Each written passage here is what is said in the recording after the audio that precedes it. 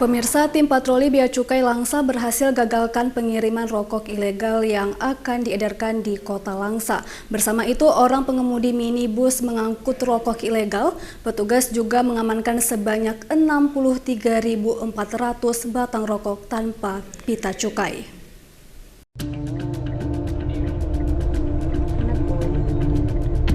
Beginilah detik-detik sebuah minibus dihentikan tim patroli Bea Cukai Langsa saat melintas di Jalan Medan Banda Aceh, tepatnya di kawasan Alu 2, Kota Langsa. Minibus dari arah Kota Lusmawe tersebut dihentikan tim patroli Bea Cukai Langsa setelah mendapatkan informasi adanya pengiriman rokok ilegal yang akan diselundupkan ke Kota Langsa. Setelah dilakukan penggeledahan barang yang dibawa, petugas mendapati ribuan bungkus rokok tanpa pita cukai yang dikemas dalam 6 kardus besar. Untuk pemeriksaan lebih lanjut, petugas menggelandang supir minibus bersama barang bukti ke kantor Bea Cukai Langsa.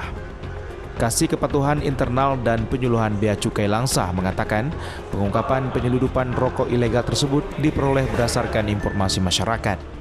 Dalam operasi tersebut, petugas berhasil mengamankan barang bukti 63.400 batang rokok tanpa pita cukai dengan potensi kerugian negara ditaksir mencapai Rp89.225.000 serta 1 orang supir dan kendaraan minibus yang digunakan untuk mengangkut barang ilegal. Pelaku akan dijerat dengan Undang-Undang Nomor 39 Tahun 2007 tentang cukai.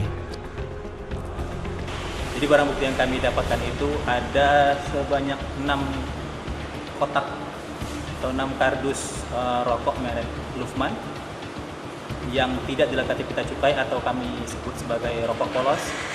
Jika di total sebanyak 63.400 batang. Dari Kota Langsa, Yusradi iNews melaporkan.